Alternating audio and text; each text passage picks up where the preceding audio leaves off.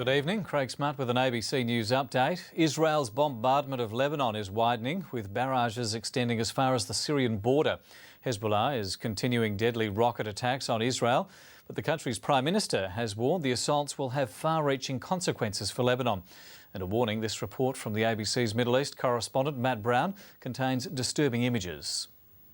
4 days into the Israeli attack on Lebanon, one airstrike caused the biggest death toll of any single incident in the conflict. A makeshift morgue was set up where desperate relatives gathered to identify the bodies. Civilians had been fleeing their village outside the southern city of Tyre after hearing loudspeaker warnings from the Israeli military. Their convoy was hit and a van caught fire. At least 18 people, most of them children, were killed in the inferno. The Lebanese Prime Minister has appealed for international help. We call on our friends and brothers in the world to rush to our aid, either through pressuring Israel to stop its aggression or offering humanitarian support. In South Beirut, Israel struck at Hezbollah's headquarters for a third day in a row. Israel's been pounding this Hezbollah stronghold in South Beirut all afternoon. At least a dozen bombs have gone off here in the past half hour, but it is going to take much more than bombs to change Hezbollah's course.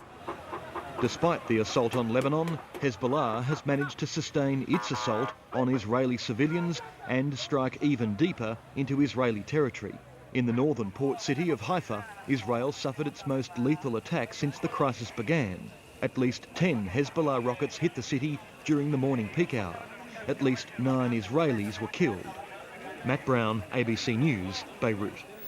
World leaders meeting at the G8 summit in Russia have called for restraint. Echoing the French and Italians, the Russian president says Israel is exercising disproportionate force in both Lebanon and Gaza.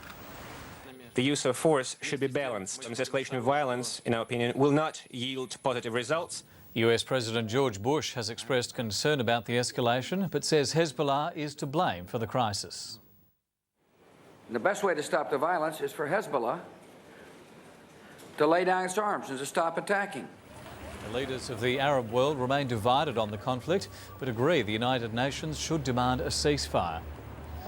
The United Nations Security Council has voted unanimously to impose sanctions on North Korea over its missile program. The US and China reached a compromise on the wording of the resolution, which will prevent North Korea from importing any materials which could be used in its weapons program.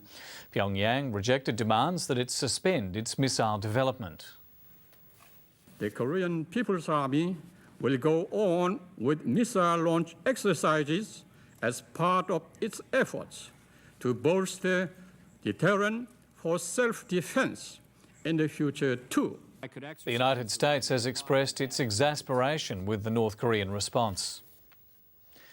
The Australian Medical Association says public hospitals will have trouble retaining staff if they refuse leave applications by junior doctors. Some doctors at Royal Perth and Sir Charles Gardner hospitals have been told it may be difficult for them to take leave because of a staff shortage. They work in really busy and stressful jobs, and having recreational leave is important as a break from that. However, the Health Minister says it's good business practice for hospitals not to allow leave in winter. We need to have more doctors in the system, but my job is to make sure that we can meet every reasonable need of the public when it comes to their health care. The doctor shortage is expected to be alleviated in coming years, with the federal government approving 60 extra medical school places in WA. 10 secondary school students are about to become the first to represent Australia at the International Space Olympics. The students will travel to Russia later this year to pit their science knowledge against their international peers. These young scientists were being shown the basics of flying, a very important skill in space travel. And despite having a lot of research to do before October's Olympics, they're feeling fairly confident. We're coming in as the underdogs, but I think we have a pretty good chance. We have a good team, and yeah, it should be great fun. The students will test themselves against 26 other nations and maybe end up emulating Australian astronaut Andy Thomas. We're looking for kids at an early age that have got all the right skills, good at mathematics, good at physics, and above all, good at teamwork. The students are spending their weekend learning about the challenges of space travel and getting advice from a woman who helped coach Britain's team last year. And they say, but I can do this, and it gives them the motivation to work at even the little difficult things that they find irksome. The students were chosen through the Scout and Guiding Associations. This is a once-in-a-lifetime opportunity. I don't see how anyone could pass it up. It's hoped success this year will encourage more young, aspiring scientists. Helen Brown, ABC News, Melbourne. In AFL, Fremantle is back in the top 8 after beating Collingwood by 15 points at the MCG. Jeff Farmer kicked 6 goals and Matthew Pavlich 4 in one of the best wins by the Dockers in Melbourne. With the details in the north, fine throughout. Should be fine in the southern half, but cloudy in parts. For Perth, fine and sunny, top of 21 after an overnight low of 4. And the outlook should be fine Monday and Tuesday, with showers expected through to next week. That's all from the Perth newsroom for now. Good night.